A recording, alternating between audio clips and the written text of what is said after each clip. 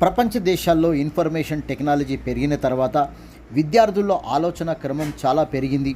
విదేశాలలోని పరిస్థితులు, విద్య, వైద్యం, ఉపాధి అగ్రదేశాలలో చూసి మార్పులు కోరుకుంటున్న విద్యార్థులు కష్టపడి గ్రేడు సాధించడం కంటే జీవితంలో మంచి ఉన్నత ఆశయాలు కావాలని ఆలోచిస్తున్న తల్లిదండ్రులు పస్తులుండి అప్పులు చేస్తూ పిల్లలను చదివించి మంచి పౌరులుగా తీర్చిదిద్దాలనే తలంపు గత దశాబ్దాలుగా పుంజుకుంది.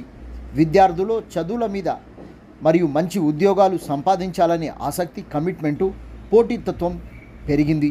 ప్రధాన నగరాలలో విద్యార్థులకు ఉద్యోగాలు సంపాదించడానికి పోటీ పరీక్షలకు తర్ఫీదు ఇస్తున్న కోచింగ్ సెంటర్లకు భలే డిమాండ్ పెరిగింది. అదే స్థాయిలో కిరాయికి రూమ్లు, ఇండ్లు, నెలవారీ రెంటు పెరిగింది.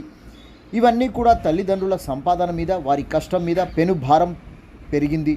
ప్రభుత్వాలు ఎన్నో చెబుతున్నా నిరుద్యోగ యువతకు నిరుద్యోగ భృతి ఇస్తామని ఆశ చూపి అధికారాన్ని అనుభవించి అధికారం నుండి ఓటర్లు దించే వరకు నిరుద్యోగ యువకులకు కోచింగ్ సెంటర్లు కానీ ఏర్పాటు చేయక కాలయాపన చేస్తూ కాలం గడపడమే అలవాటుగా మారిందంటున్న నిరుద్యోగ యువకులు.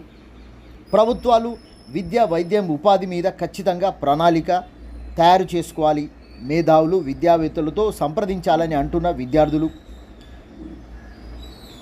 మంచి విద్యా విధానాన్ని అమలుపరిచి దేశ భవిష్యత్తు నిరుద్యోగ విద్యార్థులతోనే అనే విషయాన్ని గుర్తెరిగి నాయకులు, పాలకులు ప్రవర్తించాలంటున్న ఈ తరం నిరుద్యోగ యువకులు 2024 పార్లమెంట్ ఎన్నికల్లో నాయకుల భవిష్యత్తు గురించి ఎంతో ఆసక్తి కనబరుస్తున్నారో అదే ఆసక్తి నిరుద్యోగ యువకులకు కానీ విద్యార్థులకు కానీ విద్య మీద, వైద్యం మీద, ఉపాధి రంగాల మీద నాయకులు ఆసక్తి కనబరచాలని హితవు పలుకుతున్న గ్రామీణ యువత.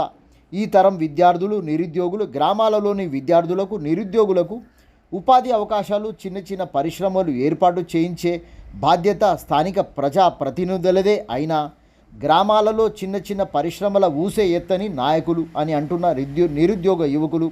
గ్రామీణ ప్రాంత ప్రజలకు నగరాలలోని సౌకర్యాలు కల్పిస్తే నగరాలకు వలస తగ్గుతుందని, పర్యావరణ సమతుల్యం పెరుగుతుందంటున్న గ్రామీణ యువత. గ్రామాలే దేశానికి పట్టుకొమ్మలు, సంస్కృతి సాంప్రదాయాలకు నిలయం అని ఎందరో మహానుభావులు ఇప్పటికే చెప్పిన విషయం పెడచెవిన పెడుతున్న పాలకులు, ప్రజాప్రతినిధులు.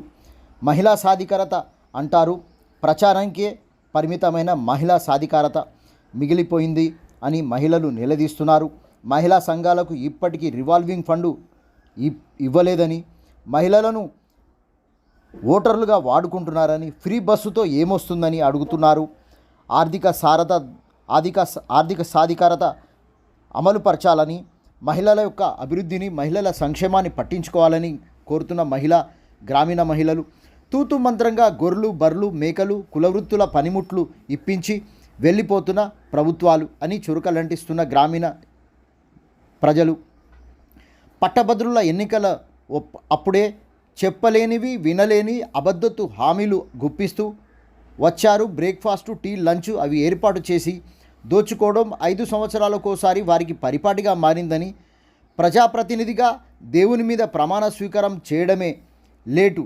ఖరీదైన బంగ్లాలు, ఖరీదైన సెల్ ఫోన్లు, ఖరీదైన వాహనాలు ఎక్కడి నుండి వస్తాయో అని నిలదీస్తున్న గ్రామీణ విద్యార్థులు. ఏది ఏమైనా ఎన్నికలంటే అందరికీ చులకన భావం ప్రజల్లో ఏర్పడింది. నాయకులు వారి యొక్క బాధ్యతను విస్మరించి ప్రవర్తిస్తున్న విషయాలను, నాయకుల యొక్క అవినీతి పనులను చూసి ఓటర్లు ఏవగించుకుంటున్నటువంటి విషయం ఇప్పుడు బట్టబయలవుతూ ఉంది. విద్యార్థుల్లో ఉన్నతమైనటువంటి ఆలోచనలు పెరుగుతున్నాయి. విద్యా, ఉపాధి, వైద్య రంగం మీద ప్రభుత్వాలు దృష్టి సారించి ప్రజలకు అందే విధంగా ప్రయత్నం చేయాలి. 78 సంవత్సరాల స్వాతంత్రానంతరం కూడా ఇప్పటికీ రోడ్లు లేవు, వైద్యము, విద్య అందక నష్టపోతున్నారు.